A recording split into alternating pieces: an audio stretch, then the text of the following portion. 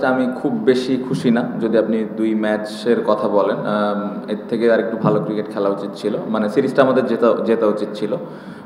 ওইভাবে চিন্তা করলে আমরা ১ম ম্যাচটা একদমই ভালো ক্রিকেট খেলিনি। পরের ম্যাচটা ভালোভাবে কামব্যাক করেছি। প্রথমত আমাকে একটু আগে বলবেন যে আরেকটু ওপরে বলতে কত ওপরে? না, আমার কাছে যদি মনে হয় আরেকটু ওপরে বলতে আপনি যতটুকু বুঝাচ্ছেন হয়তো ৪-৫ এরকম হতে পারে। বাট দেখেন ওর বোলিংটা খুব ইম্পর্টেন্ট। ও সেটা নিজেও জানে, ওই বোলিংয়েও ওটা নিয়ে সবথেকে বেশি কাজও করে। সো একটা বোলিং এরকম একটা রেসপন্সিবিলিটিস নেওয়ার পরে আবার ৪-৫-এ ব্যাটিংয়ে নামাটা অনেক বেশি চ্যালেঞ্জিং, স্পেশালি এই ফরম্যাটে। কারণ অনেক পরিশ্রমের ব্যাপার এবং চিন্তাভাবনারও ব্যাপার থাকে, নিজেকে একটু সময় দেওয়ারও ব্যাপার থাকে। সো আমার কাছে মনে হয় যে যেই পজিশনটাতেও ব্যাটিং করছে ৬ এবং ৭-এ, কন্ডিশন সিচুয়েশনের উপরে ডিপেন্ড করে আসলে তো নামে। আমার মনে হয় যে খুব ভালো জায়গায় ব্যাটিং করছে, যেটা কিনা আমাদের টিমকে একটা ভালো অবস্থানে নিয়ে যেতে সাহায্য করছে।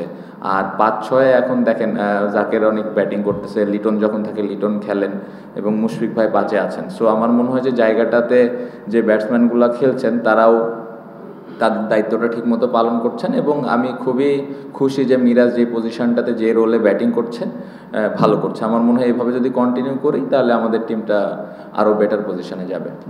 আমার মনে হয় যে স্পেশালি তাইজুল ভাই প্রথম ম্যাচের বোলিংয়ের পরে যে এই ম্যাচে যেভাবে কামব্যাক করেছে, দেন এগেন ওপেনিং পার্টনারশিপ, সাদমানের একটা ভালো ১০০, বিজয় এতদিন পরে টিমে আসার পরে সুন্দর ব্যাটিং করছিলেন, আনফর্চুনেট যে রানটা বড় হয়নি।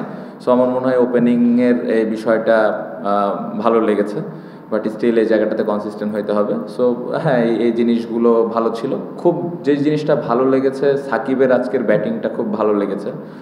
তাইজুল আমরা দেখেছি যে টেলে এই সময় নেমে অতীতে অনেক বল ফেস করেছেন, বাট সাকিবের ব্যাটিংটা ওয়াজ প্রথম ম্যাচ হিসেবে খুব দারুণ ছিল।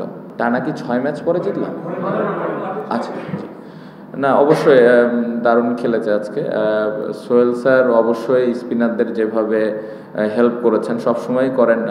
টিমে থাকলে তো একটু ভালো মতোই হেল্প করতে পারেন, কাছ থেকে দেখার সুযোগ হয়। যে জিনিসটা ভালো হয় আপনারা জানেন যে উনি এখন ব্যাটিংটাও কিন্তু দেখেন। সো বোলিংয়ের পাশাপাশি যে ব্যাটসম্যানগুলোকে নিয়ে কাজ করেন ওটারও সুযোগ হয়েছে। সো খুব ভালো একটা ইনক্লুশন ছিল, দলে থাকাতে একটা পজিটিভ ভাইব ছিল এবং খুবই দারুণ কাজ করেছে। না, আমার কাছে মনে হয় না, কারণ আমার মনে হয় যে স্পিনাররা ভালোই বল করছে, সবসময় ভালো বল করে। একটা দুইটা দিন ১৯-২০ হতে পারে, কারণ আপনি যদি দেখেন যে লাস্ট ১০-১৫ বছর সবসময় কিন্তু স্পিনাররাই ভালো করে আসছে। সো আসলে তাদের উপরে বাড়তি কোনো প্রেশার আমি দিতে চাই না, কারণ তারা কনসিস্টেন্টলি ভালোই করে সবসময়। আপনি যেটা দেখেন যে পেস বোলাররা এখন ভালো করাতে স্পিনারদের ওপরে একটু প্রেশারটা কমেছে। সো আমি স্পিনারদেরকে নিয়ে একদমই চিন্তিত না এবং তারা কনসিস্টেন্টলি ভালোই করছে। খুব ইম্পর্টেন্ট আমার মনে হয়। দেখেন আগে আমরা কিন্তু যখন স্পেশালি ঘরের মাঠে খেলতাম ৪টা বোলার নিয়ে খেলতাম। সো আপনি যদি টেস্ট ম্যাচ জিততে চান অবশ্যই জেনুইন ৫টা বোলার লাগবে। সো যেটা আমরা করছি, এটা করার কারণই হলো আমাদের হাসান মাহমুদ, তাইজুল ভাই, ইভেন আজকে সাকিব, ইভেন যখন রানা বা খালেদ যখন খেলে তারাও চেষ্টা করে, তাসকিন ভাই তো চেষ্টা করে যে ব্যাটিংটা কীভাবে ইমপ্রুভ করা যায়। কারণ ওই ১০টা রান, এক একজনের ১০টা রান বা ৫০টা বল ফেস করা একটা সেট ব্যাটসম্যানের সাথে খুব ইম্পর্টেন্ট। আজকে তার একটা ভালো প্রমাণ। সো আমার মনে হয় যে ওই যারা লোয়ার মিডল অর্ডার এবং লোয়ার অর্ডারে ব্যাটিং করে তারা এটা নিয়ে কাজ করছেন। এবং ইভেন যদি আপনি ওয়েস্ট ইন্ডিজও দেখেন, জাকের আলী যে ৯৭ না ৯৮ করলো, তার সাথে কিন্তু টেলি ছিল। সো এই জিনিসটা এখন সবাই অনেক গুরুত্ব দিচ্ছে, স্পেশালি যারা ওই জায়গায় ব্যাটিং করে। সো খুব ইম্পর্টেন্ট। আমি আশা করব যে এই জায়গায় যারা ব্যাটিং করে তাদের মধ্যে আরও অ্যাবিলিটি আছে এখান থেকে আরও ইমপ্রুভ করার। না, আমরা প্রথম টেস্ট ম্যাচটা খুবই খারাপ খেলেছি। আমার মনে হয় যে ওই জায়গা থেকে এই টেস্ট ম্যাচটা আসলে এরকম না যে জিততেই হবে বা আমরা অনেক বড় ব্যবধানে জিততে চাই, এইভাবে আসি নাই। আমরা যে জিনিসটা চেষ্টা করেছি যে আমাদের অ্যাবিলিটি, আমাদের ক্যাপাবিলিটি কতটুকু, আমরা আসলে কত ভালো দল। কারণ ওয়েস্ট ইন্ডিজের মতো জায়গায় যে আমরা যদি টেস্ট জিতি, আমরা যদি পাকিস্তানের মতো জায়গায় যে টেস্ট জিতি, তাহলে আমাদের ওই অ্যাবিলিটিটুকু আছে। সো আমরা ওই জিনিসটাই এই ম্যাচ শুরুর আগে চিন্তা করেছি যে আমাদের যেই ক্যাপাবিলিটি আছে, আমাদের যেই মানের ক্রিকেট আমরা খেলতে পারি, ওই মানের ক্রিকেটটাই যেন আমরা খেলি। এবং আমার কাছে মনে হয় যে আমরা যেভাবে এই ম্যাচটা খেলেছি, আমরা আমাদের স্ট্যান্ডার্ড অনুযায়ী খেলতে পেরেছি। শ্রীলঙ্কার সামনে সিরিজ খুব ইম্পর্টেন্ট, ওটা টেস্ট চ্যাম্পিয়নশিপের একটা খেলা। সো খুব গুরুত্বপূর্ণ। আমি যে জিনিসটা চাইবো যে আমাদের স্টিল টপ অর্ডারে আমি চাইবো যে বড় রান হোক। আমি কখনোই এরকম চাইবো না কেউ 100 করে আউট হয়ে যাক বা কেউ 40 করে আউট হোক, 50 করে আউট হোক। আমি এই জায়গাটা চাইবো যেন লম্বা, ওই 2টা ম্যাচে লম্বা 2টা ইনিংস হয়। লম্বা মানে অনেক লম্বা, যেটা আমার মনে হয় যে সম্ভব। শ্রীলঙ্কায় ভালো উইকেট থাকবে বা যেই কন্ডিশনে থাকুক, এই জিনিসটা চাইবো। এবং পাশাপাশি আমি চাইবো যে আমাদের পেস বোলাররা যেন ভালোভাবে কন্ট্রিবিউট করতে পারে। তারা ছিল না, আমার কাছে মনে হয় যে একটা তো নিয়ম আছে, আধা ঘন্টা এক্সটেন্ড করতে পারে 9 উইকেট পড়ে গেলে। ওই জিনিসটাই আমরা জাস্ট কনফার্ম হচ্ছিলাম, জেনে নিচ্ছিলাম। এবং পাশাপাশি আমরা একটু তাড়াহুড়া করছিলাম, লাইটের একটা ব্যাপার ছিল। কারণ আজকে যেরকম এই ধরনের কন্ডিশন ব্যাটিং করানো অনেক ডিফিকাল্ট।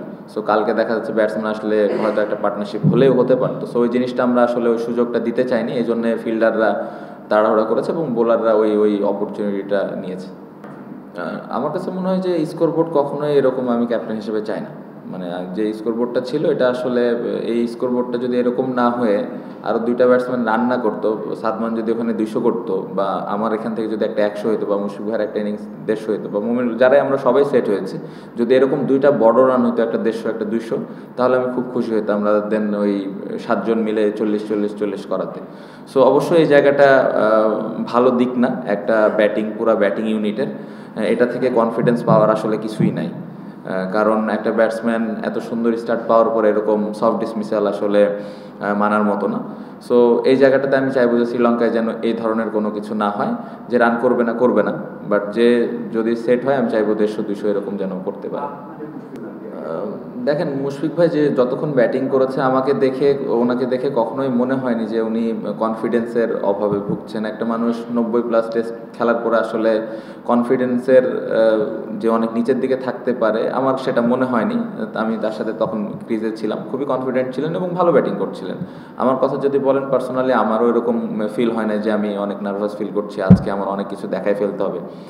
আমি জাস্ট ব্যাটিংটা এনজয় করছিলাম। বাট এগেন, এ ধরনের সফট ডিসমিসাল আসলে হওয়াটা উচিত না, এবং এই জিনিসটা হলে আসলে টিমের ক্ষতি হয়। সো চেষ্টা করব যে সামনে যেন এই ধরনের আউট বা এরকম সিচুয়েশনে যেন আমরা আউট না হই।